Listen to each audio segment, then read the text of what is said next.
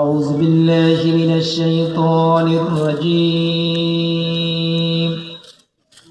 بسم الله الرحمن الرحيم فاذكروني أذكركم واشكروا لي ولا تكفرون يا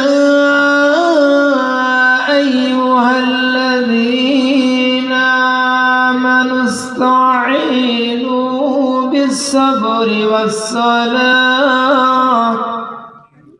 إن الله مع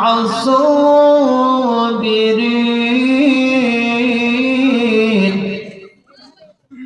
ولا تقولوا لمن يقتل في سبيل الله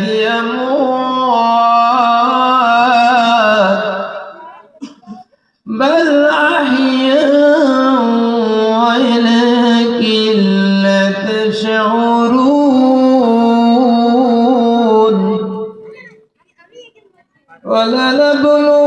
ولنبلونكم بشيء من الخوف والجوع ونقص من الأموال والأنفس والثمرات وبشر